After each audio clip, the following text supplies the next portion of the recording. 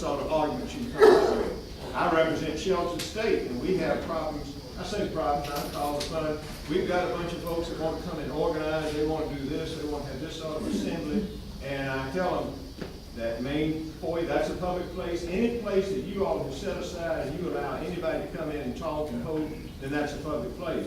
The classroom in a public place, they can't come in there and say they want to give a talk in the president's office. So the line between what's a public place and not a public place sometimes gets a little tricky. The freedom of speech cases that the U.S. Supreme Court has dealt with deal a lot with that. What's a public forum? Because the public forum has to be open to all views, anybody's views. A lot of the cases had to do with the colleges trying to limit Christian organizations that wanted to come in and have presentations on organizations. And so the cases finally came, look, if you let anybody come, you got to let everybody come if it's a public place. Then they got in, well, what's a semi-public place? Well, that makes your head spin, things like that.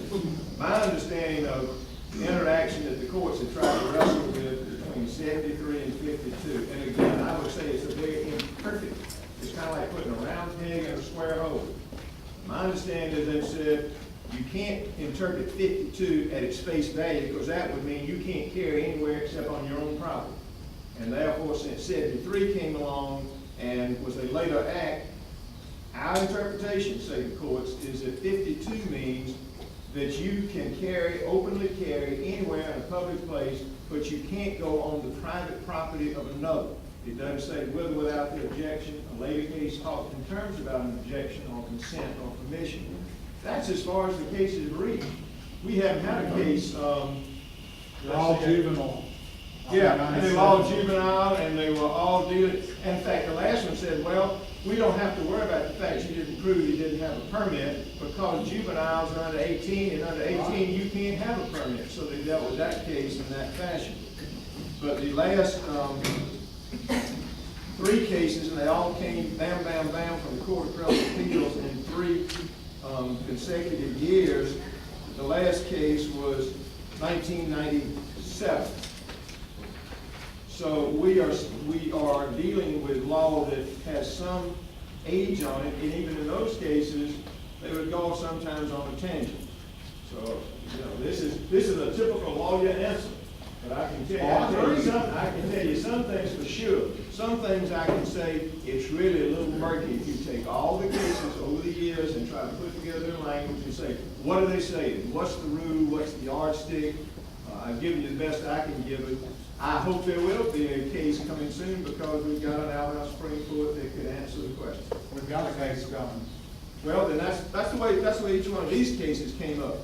Some there was an arrest, somebody was unsatisfied with whatever the disposition was, and they took it up in court and got an answer. But if it's not argued, right, it's never been argued on a constitutional ground, if we don't argue it right, you don't help us. Well, exactly. There are 2 or 3 of these cases where the folks, for whatever reason, didn't perceive the constitutional issue. They argued other things. Where is that case? Is that case in Andalusia or Scottsboro? Andalusia versus Mathis is a muni, that's inferior court case, it carries no weight. Do you have to know what city the case you're talking about? I understand it's the case. It's Jacksonville. Jacksonville? Yeah.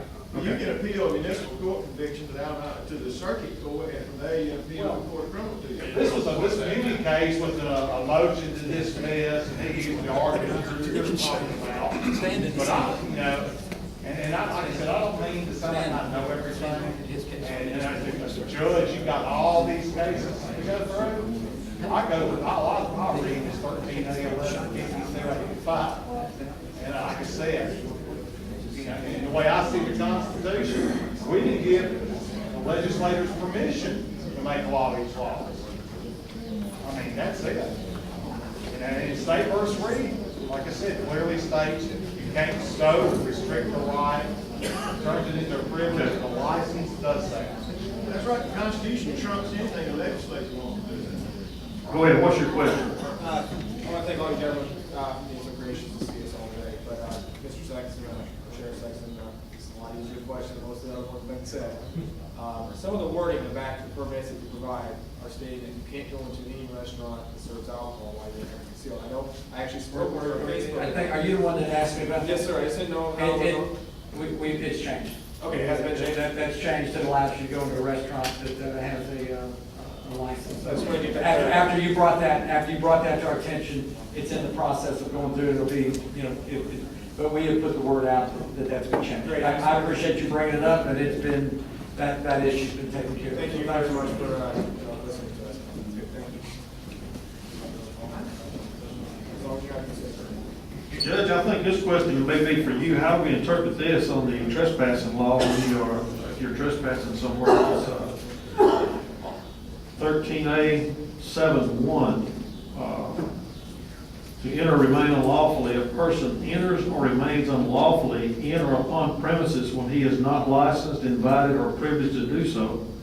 A person who, regardless of his intent, enters or remains in or upon the premises which are at the time open to the public, does so with license and privilege, unless he defies a lawful order not to enter or remain, personally communicated to him by the owner of such premises or other authorized person.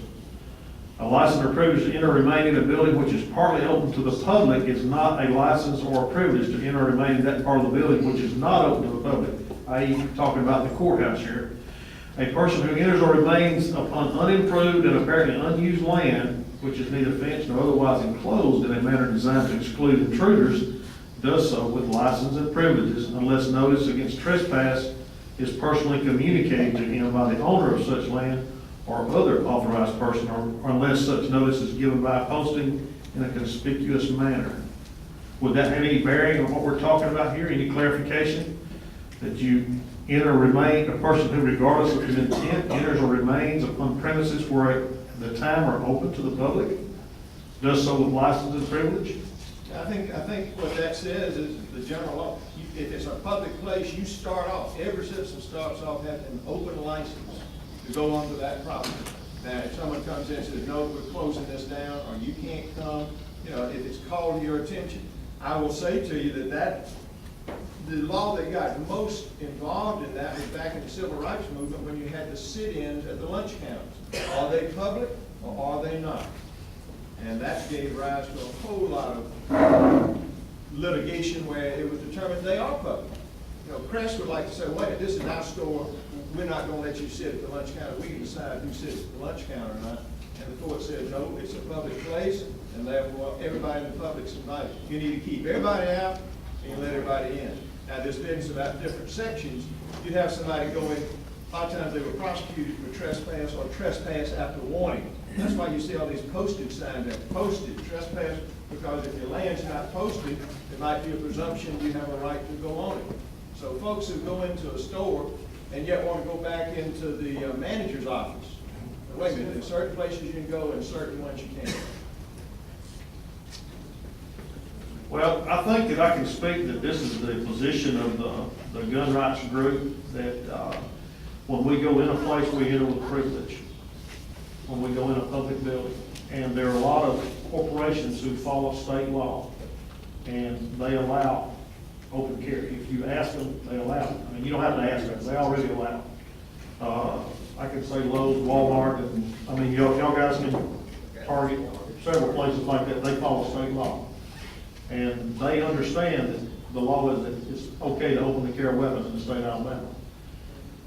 But on the other hand, if we're asked to leave, we're out there. You know, you're not gonna get a call. You better not get a call on us for that. I hope you don't. But if they ask me to leave, I'm just like this, and I'm out. I'm gone. So they don't want me there with that. And that's fine. That's okay.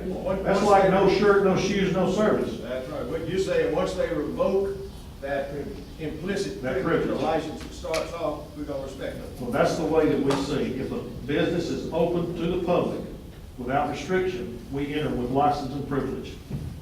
And that's the standing of, that's what we see. And Sheriff, you're probably gonna get your wish on 52, because right now we have a case that's going through where a guy was arrested on 52 in Jacksonville, Alabama. Beg your pardon? No, sir, he was arrested at a bank. A credit union. But also,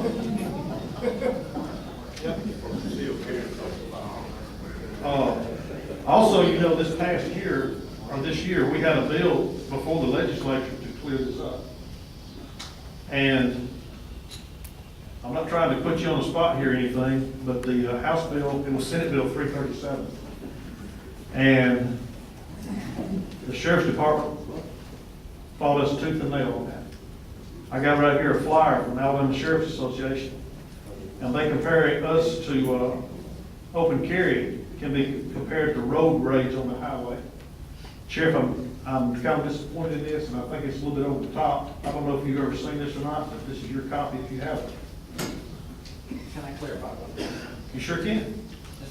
This is the Alabama Sheriff's Association. I think you said the Sheriff's Department. I'm sorry. I'm sorry.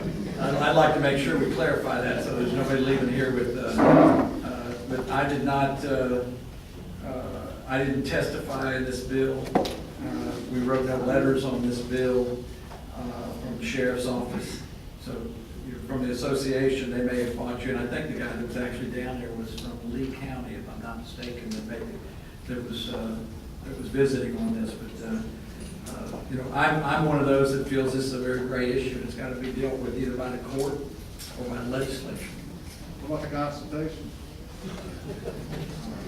We're working on it, Trev. I'm sorry. Your time is up. Your word limit is exceeded.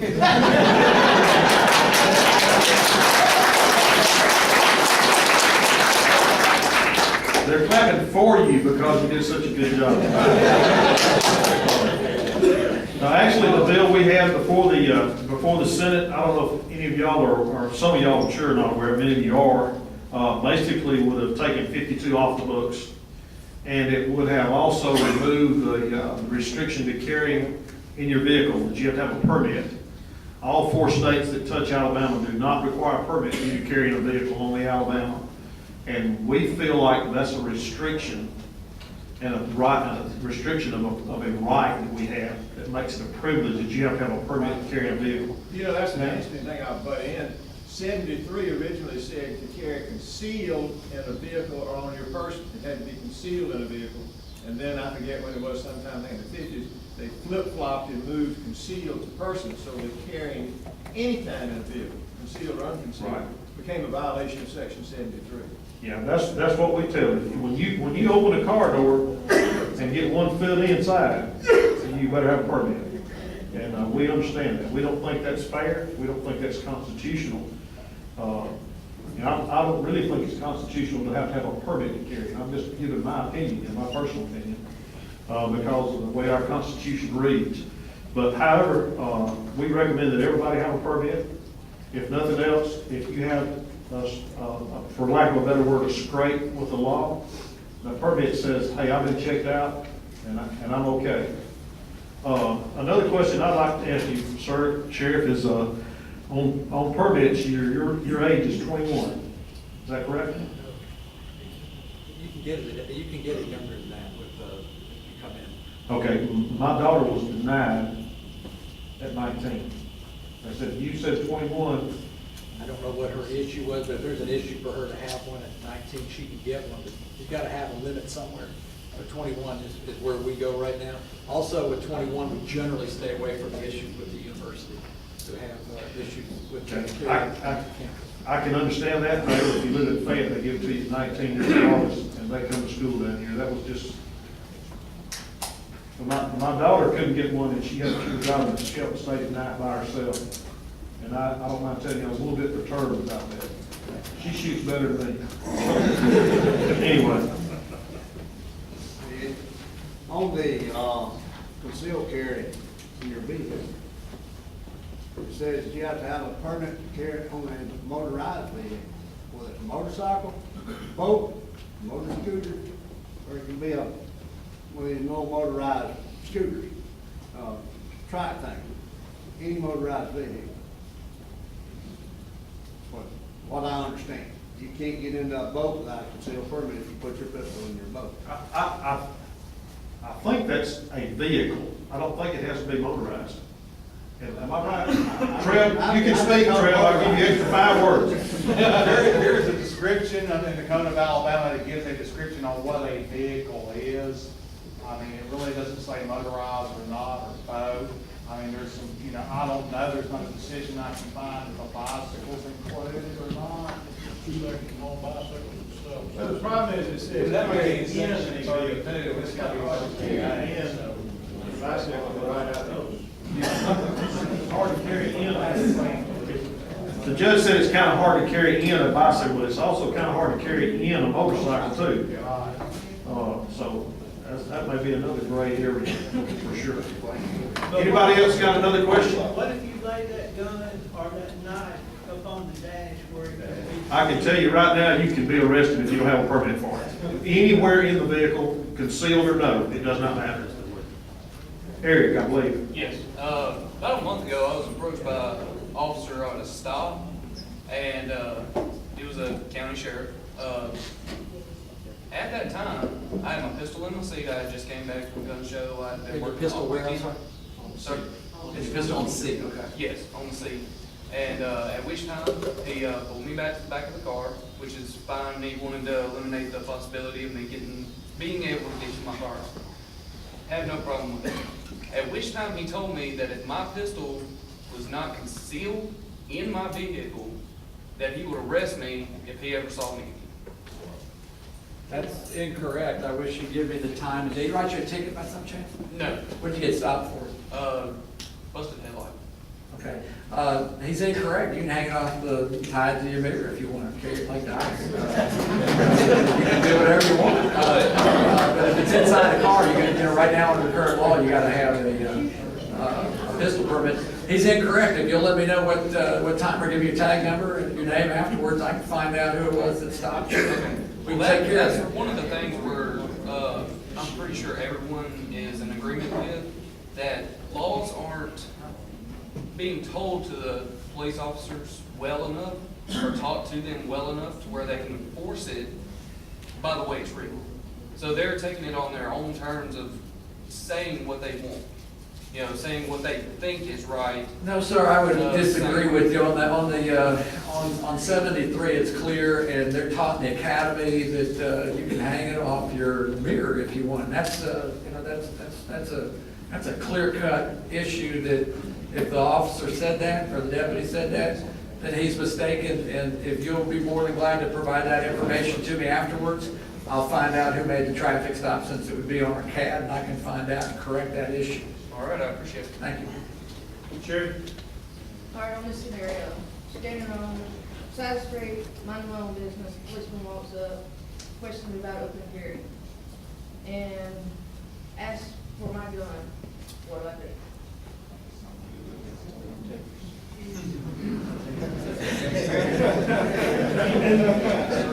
City, state, county, whoever, they ask me to give them my gun. If a police officer sees you standing on the street corner, you're having a gun openly, it would make me very upset if he didn't at least approach you and try to find out what you're doing, because, No, that's not my question. he asked for your gun. I wouldn't stand there and argue with him. And the reason for that is because if you stand there and argue with him, it's a no-win situation at that particular point in time. It's not, if you're not doing anything wrong, you're not doing anything illegal, why not cooperate with the officer, let him go about his business and make sure that that's what you're doing, because it's such an ambiguous thing to be standing on the street corner, and for that not to look unusual or look odd, I would think that if you're not doing anything wrong, you have no problem cooperating with the officer and let him go about making sure that you're not up to anything illegal, and then once he determines that, he moves on and you move on. Yes, sir. What would be the reasonable suspicion to stop her from sitting on the corner? I mean, if I saw you sitting, if I saw you standing on We the know street you're not corner, working. if I saw you standing on the street corner, we've had people that have cased banks and businesses to commit crimes. I mean, we don't know a lot of times unless we stop and ask. And a lot of times, and that's what I stress to the officers, to be polite when they come in contact with someone with an open weapon, because that person doesn't necessarily have to be a criminal or doing anything wrong, but we're not gonna know if we don't ask. And so that's what we preach to our guys, just take the time out to ask and be polite. In the last meeting that you were in, this is how I left the meeting feeling. I understood you to say, as well as you would love for all your men to be on Love It Up, Perfect Angels, that there's some out there that's not.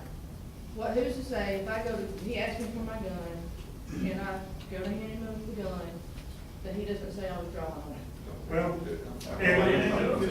and most officers won't say, hand your gun over to me. Most officers will ask you to let them remove the gun from the holster. So, because we don't want any misconception about what it is that person's intention was, whether they were pulling out the holster to hand it to us or not. So most of the times they will take the gun out of the holster for you. That's gonna be my question. I'll clarify that. I'm not unholding my gun to hand it to the police officer. That's a good way to get deep. For what it's worth, never unholster your weapon. And we try to tell everybody that. And never unholster your weapon. Let the policeman do it. Let law enforcement do it. If they want it, let them do it. Do I recall you saying at the meeting, the last meeting I was at, that you were at? You asking me or you Yeah, asking? Chief Henderson, that at that point, when he asked for that gun, as long as I'm not making the move to the gun, ask for him to call his superior to come out? Yes, if you're having a problem with an officer, whether it's a rookie officer or a veteran officer, if you don't like what's going on, you can always ask them to contact the supervisor. Leaving my gun in the holster and I'm waiting for it. And ask them to contact the supervisor, and the supervisor, they'll do that, and the supervisor will come out and try to address the situation. I want to answer that question also. I think that's going to differ from department to department. Yes. That's going to differ from department to department. So if you go to a department like Birmingham, and you want to get into that discussion with the street officer, you may end up elsewhere. You know, I can only say this. I would suggest if they ask you for the weapon, for their own officer safety, they're going to take that weapon. I don't think that a deputy's going to. I know a deputy would not. If they're not going to sit there for 40 minutes and wait on a supervisor to get up to East Magnolia in Tuscaloosa County. If you want to do that, then they're going to ask you for the weapon. The sergeant may come up there, but they're not going to let you keep that weapon. If there's a question, I think Steve answered it right off the bat. Things are going to go much easier if you're cooperative. We both worked. I got 35 years. When somebody starts getting into that argumentative mode on you, that's an indicator there's a problem, and you're just escalating the issue. You're going to get a backup unit coming. You're going to get other things. So the easiest thing to do is just have. I think as Eddie also said, handle it at the lowest possible threshold. Just go on, let them run what they've got, because they don't know if you're probation or parolee.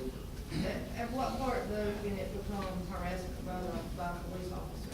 Well, every officer has the right to protect. The courts have been clear, extremely clear. They have the right to protect themselves for in the job that they do. I would hate to, if somebody wants to argue that point, then there's a process for you to do it, either through the state court or through the federal court, and you can do that. But when it's out there on the scene and the officer's handling the situation, has he done it 4 times to you, 5 times, 6 times in a row? Then you're getting into a harassment issue. But his first contact with you, man, I'd move on and keep it at the lowest possible threshold. The police have rights, you don't.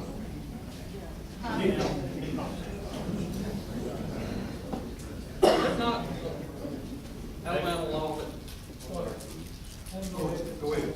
that police department, law enforcement cannot stop a citizen just merely because we have a weapon, an open weapon, carried weapons. I mean, have I not read that somewhere? That we can always stop it just for the fact that we have, we're both carried. Like I read something about that, but I can't.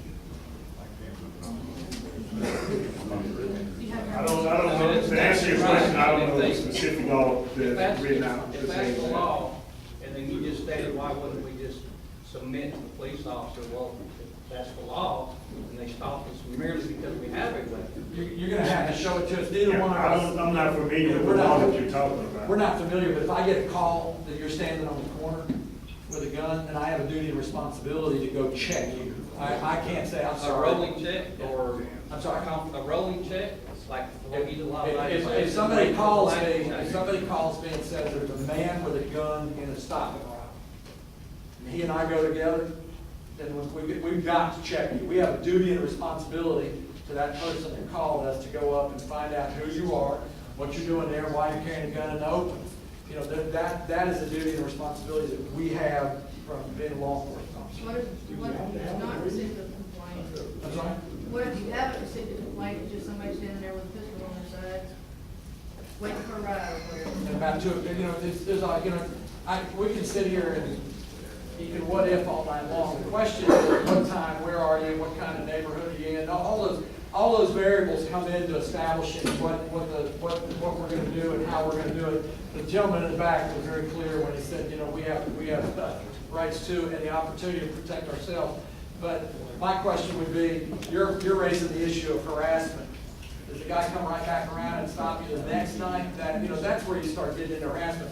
But a first time deal, then, you know, he's doing, I'm gonna think he's doing his job. If he comes down and you write up a complaint, he's done this 2 or 3 times, that's a different issue.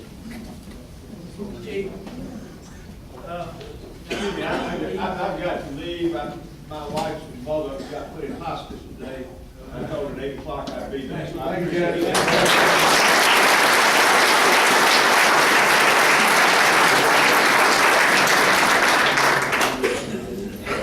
I worked with Tuscaloosa Metro Jail for 4 years back when they first opened everything, so I know what's out there on the street. I've seen it. I believe that the policeman checking you for protection of himself. If he takes my gun, say, he takes my gun, if he doesn't believe in the open carry law, he don't know what is he gonna do with that gun? Is he gonna take it to your office and say, you need to come down and get your gun back, or is he gonna give you your gun back right there on the street? How does that come about? I don't think, and we've had contact with some, and I don't know if any people in the room that the Tuscaloosa Police Department has had contact with, so I can't, it's hard to speak on a hypothetical, what if it's gonna happen. But I don't believe we've taken a gun from anybody and said, you have to come to the police department and pick that gun up. I think we've had contact. I don't believe that they'll take the gun. If he takes it and he runs the serial numbers and it's obvious that that gun's not stolen, or it had the serial number hadn't been altered in any way, then I wouldn't see him taking that gun. But I don't know of a situation, like I said, we're talking hypotheticals here, so I can't tell you what every officer's gonna do. I got 285 guys that work for me, and I couldn't stand here and tell you what each and every one of those guys are going to do. But if an officer has come in contact with some of you in the room, and I believe that they have, I don't know of a situation where they've taken your weapon and had you come to the police department to pick it up. So for me to speak on hypotheticals, I just can't do that. Chief, if I may be so bold, and I'm trying to learn here and understand, and this is all hypothetical stuff, but if you stop me and take my gun and run my numbers, is that not a violation of search and seizure? Yep. It is. I think this one, again, you're into some areas, but anytime, I mean, we run car tags, we run a car tag, we run serial numbers on things that are in cars, that's not a violation of search and seizure. And I don't think that running your, unless somebody can show me something completely different, running a number on a gun that we have been a violation of search and seizure, especially when you get it back. And then when we talk about violations of search and seizure, the courts determine that particular issue. And that's an issue that's brought to the court's attention by whoever feels like they've been wronged by the police officer for it. So to stand here and say, that's a violation of my rights, or that's a violation of search and seizure, that would be a matter for the court to decide on that particular issue and tell us if it is or if it isn't. What about if you're being questioned when they're talking about just standing on the street corner or whatnot? We have a right not to self-incriminate ourselves. How are you guys going to take them if we don't say anything? You're asking us questions, and we just stand there and don't say anything. I'll answer that one for you. I'll take the chief off the hook. Okay, I have read some things, and I've been on the open carry blog sites, and they say don't answer this and don't identify yourself, whatever. You're setting yourself up to go to jail. What I was wondering. I've had nothing. I would tell you that if there's anything that I disagree with, and I agree with you on most of the things that I've read, I'm concerned about two things. One is the opinion, and the other is where they say, don't do anything, because as soon as you set yourself up in that situation, and they're working again, what's the situation, what time is it, what issues have been taking place, so on and so forth. You can get where you don't want to be in a very short period of time. I just can't urge you to handle it at the lowest level and go on. But, if you get into that situation and then they go to court and they say,